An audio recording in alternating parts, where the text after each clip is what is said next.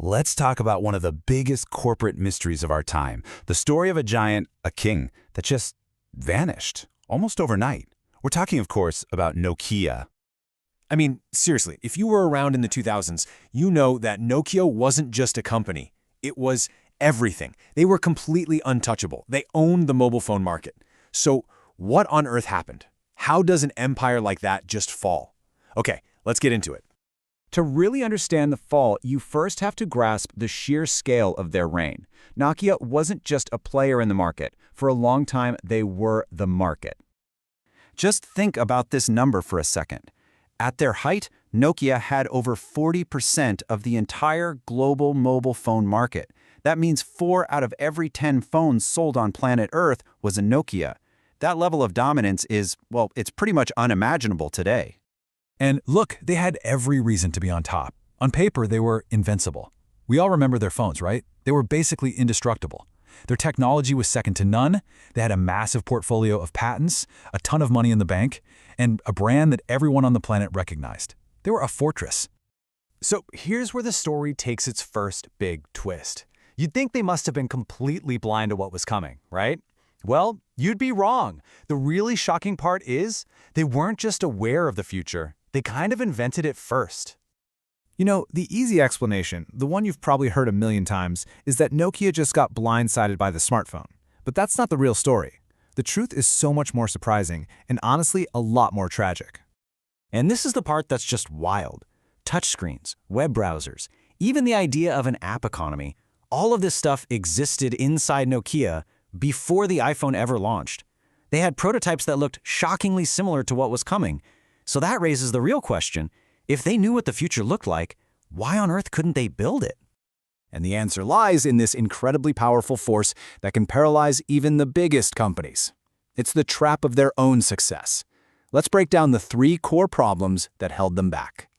So the first problem, and you could argue it was the biggest one, was technical. It was hidden deep inside the machine. It was their operating system, Symbian. Now this was the engine that powered their entire empire, and it was about to become an anchor. And this right here perfectly illustrates the paradox. Symbian wasn't bad. In fact, for the world of older feature phones, it was fantastic. It was lightweight, super fast, and your battery would last forever. But for the new world of smartphones, it was a disaster.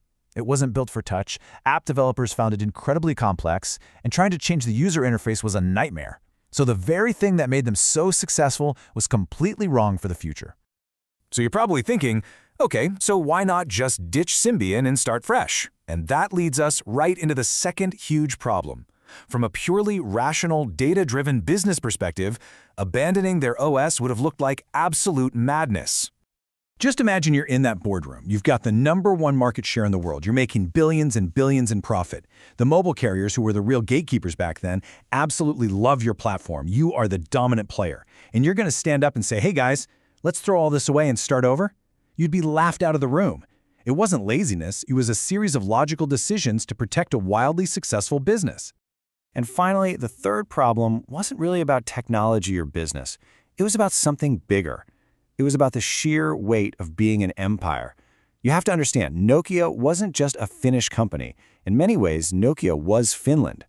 Their success was so tangled up with the entire Finnish economy and its national identity that making a radical, risky bet wasn't just a business decision.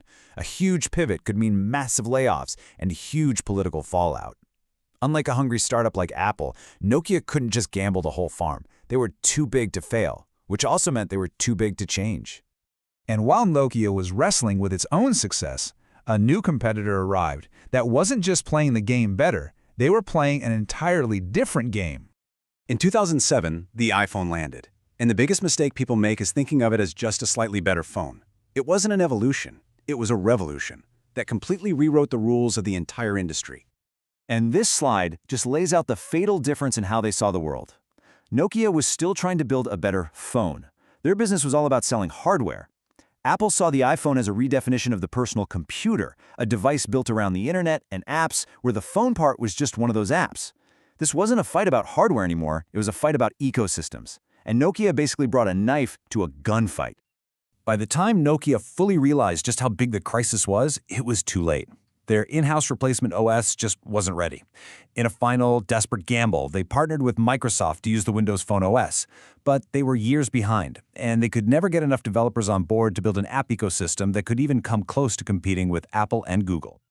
So what's the takeaway from this epic rise and fall? Because the lesson here isn't just for CEOs in big boardrooms, it's for all of us. So looking back, was Nokia incompetent? The final verdict is no. In fact, it's the opposite. They were tragically, fatally competent. They were absolute masters of running the business of the present. Think about it. They were realistic, they were rational, and they followed the data. They made a whole series of choices that, for their organization at that time, were completely correct. And that is precisely why they failed when the future suddenly stopped looking like a continuation of the past. And this really captures the core lesson of the whole story. Sometimes the most dangerous thing you can possibly do is to keep making the right decision long after the world around you has completely changed. And that's why this story still hits so hard. It stops being just a business case study, and it becomes more of a parable, a story that might be about our own careers, our own lives, and our own decisions. Which leaves us all with one final, pretty uncomfortable question to ask ourselves. Are the logical, safe, and correct choices we're making today unknowingly putting our entire tomorrow at risk?